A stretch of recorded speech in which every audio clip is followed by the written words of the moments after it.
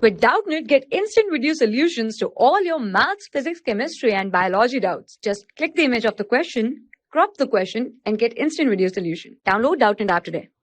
Hello everyone. If we talk about this question, this given question is a man measures the period of a simple pendulum inside a stationary lift and find it to be t seconds. Okay. Now, if the lift accelerates upward with an acceleration of g by 6, then the period of pendulum will be. So, let me create a lift. Let's say this is a lift and in this there is a simple pendulum. Let's say this is the simple pendulum. Now, when the lift is stationary, the effective force on it is mg, which is acting downwards. So, effective acceleration is g, which is acceleration due to gravity. So, its time period, which is t, is given by 2 pi root L by g. 2 pi root L by g. This is the time period.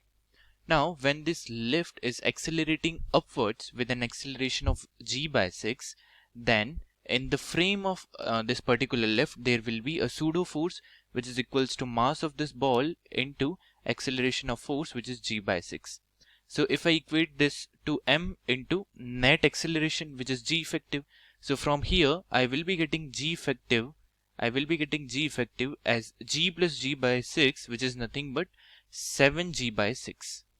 Okay, this is the net effective acceleration when the lift is accelerating upward with an acceleration of g by 6. So the new time period t dash will be equals to 2 pi root L, since length does not change. So this is L divided by g effective, which is nothing but 7g by 6.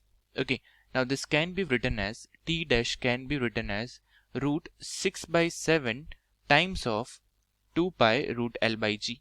And we know that 2 pi root L by g is nothing but t. So t dash is nothing but root 6 by 7 times of t. Okay, so this is our final answer. I hope you understood. Thank you. For class 6 to 12, IIT JEE and NEET level. Trusted by more than 5 crore students. Download Doubtnut app today.